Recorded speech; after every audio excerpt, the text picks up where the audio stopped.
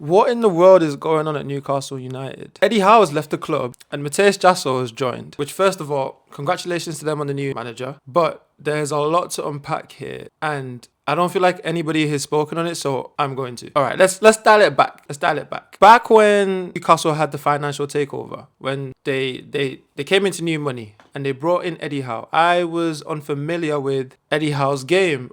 I knew that being a United fan, playing Bournemouth were always a tough game. They were never an easy game. So if I'm speaking honestly, it's not a surprise that Eddie Howe had such a successful run at Newcastle. I see it as a success anyway. Then as they went on, they signed the likes of Alexander Isak, Bruno Guimaraes, Anthony Gordon, Sandro Tonali, all these players that they have now sold. And I was watching from a distance and thinking to myself, Newcastle are building something here. Because those were what those moves were. They even got into the Champions League and it looked like they were genuinely building something. And I couldn't help but commend them from afar. Like, I genuinely thought to myself, like, they've got something amazing going on right now. And I thought, hand on heart, I thought Eddie Howe was the guy to take them to the next level. And then Alexander Isak left. He forced that move. See, for me, from my point of view, I thought that was a bit, just looked like it was handled poorly by Alexander Isak himself. Not the club, but Alexander Isak. But then they were quick to replace him in signing Voltemode. And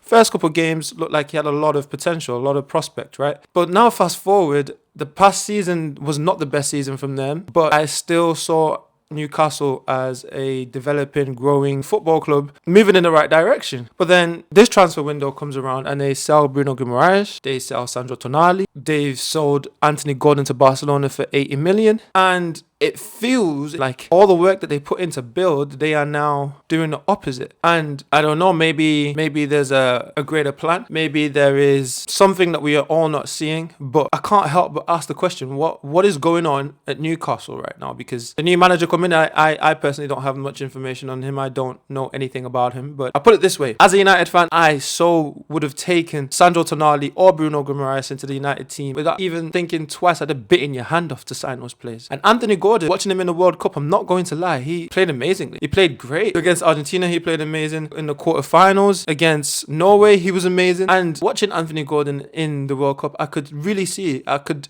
understand why Barcelona invested in him over Rashford. And this is coming from a United fan. To begin with, before that deal ended up happening, I was thinking to myself, like, why in the world would you over Marcus Rashford, somebody who can guarantee you like at least 14 to maybe 20 goal contributions in a season? But then I watched how he played for England, and when it comes to being a team player, tracking back, just running and grafting for the squad, I understand it now. I actually understand it now. But then that is besides the fact. Right now the conversation is Newcastle. I can't just help but think something is not right. Something is going on, something we are not aware of. But for them to sell all these amazing players and not have replacements ready, I don't know. The transfer window is not over yet. It is not over yet, so there is still plenty of time and plenty of room for a lot to happen. Who knows? Newcastle might make a big signing. It can't help but feel like they were building something and now they've dropped the ball. I don't know. I guess I'm gonna keep in tune. I'm gonna pay attention, but I would like to see more. I would like to see Newcastle be successful because I saw a huge amount of potential within that Newcastle side,